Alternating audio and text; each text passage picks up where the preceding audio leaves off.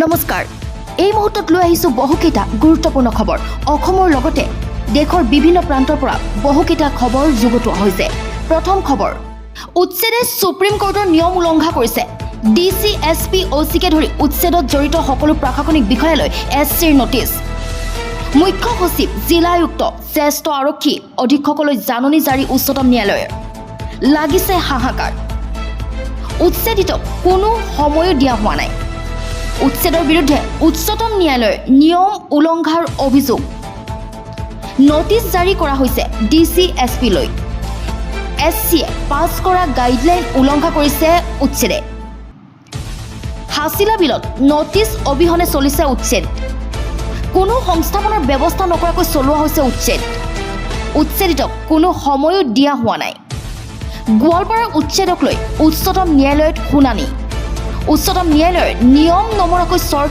চৰকাৰ প্ৰশাসনে উচ্ছেদ চলোৱাৰ অভিযোগ উচ্ছেদ চলোৱা প্ৰশাসনিক বিষয়ালৈ জাননী জাৰি মুখ্য সচিব জিলা আয়ুক্ত জ্যেষ্ঠ আৰক্ষী অধীক্ষকলৈ জাননী জাৰি উচ্চতম ন্যায়ালয়ে বালিজানৰ ৰাজচক্ৰ বিষয়া গোৱালপাৰা সদৰ থানাৰ ওচি লৈও জাৰি কৰিছে জাননী ৰাজ্য প্ৰশাসনৰ বিৰুদ্ধে উচ্ছেদৰ সময়ত আদালতৰ নিৰ্দেশনা অৱমাননা কৰাৰ অভিযোগ উচ্ছেদত জড়িত সকলো প্ৰশাসনিক বিষয়ালৈ এসচিৰ নোটিছ উচ্ছেদৰ বিৰুদ্ধে উচ্চতম ন্যায়ালয়ৰ নিয়ম উলংঘাৰ অভিযোগ নোটিছ জাৰি কৰা হৈছে ডিসি এসপি লৈ নোটিছ জাৰি কৰা হৈছে ডিসি এসপি লৈ এসচিয়ে পাছ কৰা গাইডলাইন উলংঘা কৰিছে উচ্ছেদে হাছিলা বিলত নোটিছ অবিহনে চলিছে উচ্ছেদ কোনো সংস্থাপন ব্যৱস্থা নকৰাকৈ চলোৱা হৈছে উচ্ছেদ Google pay phone pay Paytm ব্যৱহাৰকাৰীৰ বাবে আহিল নেকি বেয়া খবৰ 2000 টকাৰ ওপৰৰ ইউপিআই লেনদেনত আৰোপ কৰা হ'ব নেকি কৰ কেন্দ্ৰৰ ডাঙৰ সিদ্ধান্ত ৰাজ্যসভাৰ সাংসদ অনিল কুমাৰ যাদৱে সংসদত প্ৰশ্ন কৰিছিল যে চৰকাৰে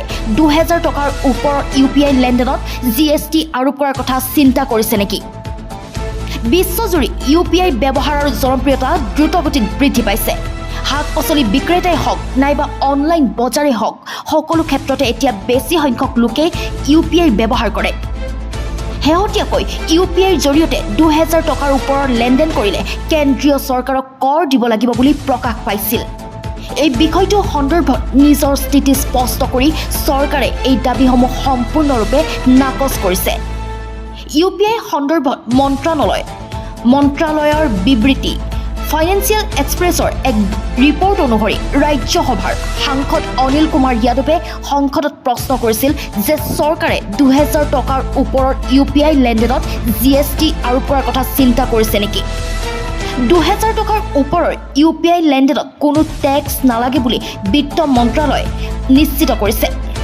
শেহতীয়াকৈ হোৱা উৰা বাতৰিৰ প্ৰতি লক্ষ্য ৰাখি 2000 টকাৰ ওপৰৰ ইউপিআই লেনদেনত জিএসটি লাগিব বুলি দিয়া প্ৰতিবেদনক সম্পূৰ্ণ মিছা আৰু ভিত্তিহীন বুলি মন্ত্ৰণালয়ে অভিহিত কৰে সংসদত কৰা এই প্ৰশ্নক লৈ চৰকাৰৰ উত্তৰ এই প্ৰশ্নৰ উত্তৰত বিত্তীয় ৰাজ্যমন্ত্ৰী পংকজ চৌধুৰীয়ে কয় যে জিএসটি সম্পৰ্কীয় সিদ্ধান্ত কেৱল জিএসটি পৰিষদৰ পৰামৰ্শতহে লোৱা হয় আৰু বৰ্তমানে এই বিষয়ত কোনো ধৰণৰ পৰামৰ্শ দিয়া হোৱা নাই বিত্ত বিভাগে লগতে এই কথাও নিশ্চিত কৰিছে যে জিএসটি পৰিষদখন এখন সাংবিধানিক সংস্থা যিকোনো নতুন টেক্সৰ নিৰীহ পৰিষদৰ পৰামৰ্শৰ ভিত্তিতে কাৰ্যকৰী কৰা হয় মন্ত্ৰণালয়ে এই কথাও স্পষ্ট কৰে যে লেনদেনৰ পৰিমাণ যিমানেই নহওক বৰ্তমানে কোনো ধৰণৰ ইউপিআই লেনদেনৰ ওপৰত জিএসটি আৰোপ কৰা হোৱা নাই মোৰ ৰুদ্ৰ পাঠকৰ কাম পাই জীৱন ধ্বংস হৈ গ'ল মৃত্যুৰ পূৰ্বে মাতৃক বাৰে বাৰে কি কথা কৈছিল সহকাৰী অভিযন্তা ঘোষিতা দাসে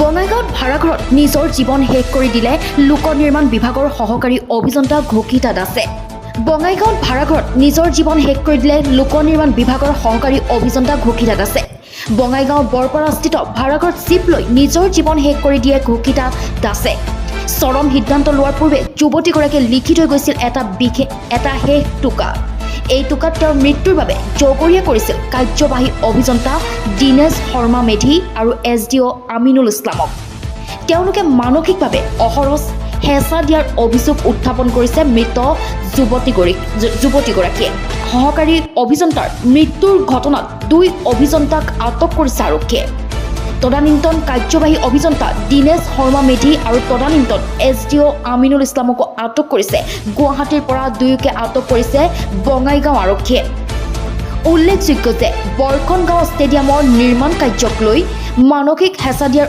অভিযোগ উত্থাপন কৰিছিল আৰক্ষীয়ে। কাম নকৰাকৈ বিল পাছ কৰাৰ বাবে হেঁচা দিয়াৰ অভিযোগ উত্থাপন কৰিছিল যুৱতীগৰাকীয়ে। ৰুদ্ৰ পাঠক নামৰ ঠিকাদাৰৰ বিল পাছ কৰিবলৈ দিছিল হেঁচা। কেতিয়া আহিব PM কিষাণ যোজনাৰ টকা? জানি লওক শেহতীয়া আপডেট।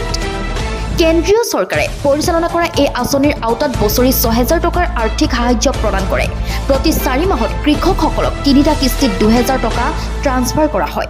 কেন্দ্ৰীয় চৰকাৰে পৰিচালনা কৰা এই আঁচনিৰ আওতাত বছৰি ৬,০০০ টকা আৰ্থিক সাহায্য প্ৰদান কৰে। প্ৰতি ৪ মাহত কৃষকসকলে ৩টা কিস্তিত ২,০০০ টকা ট্ৰান্সফাৰ কৰা হয়। দেশজুৰি ৯.৮ কোটি কৃষকে প্ৰধানমন্ত্ৰী কিষাণ সন্মান নিধি যোজনাৰ ২০তম কিস্তিৰ অপেক্ষাত আছে। কেন্দ্ৰীয় চৰকাৰে পৰিচালনা কৰা এই আঁচনিৰ আওতাত বছৰি ৬,০০০ টকাৰ আৰ্থিক সাহায্য প্ৰদান কৰে।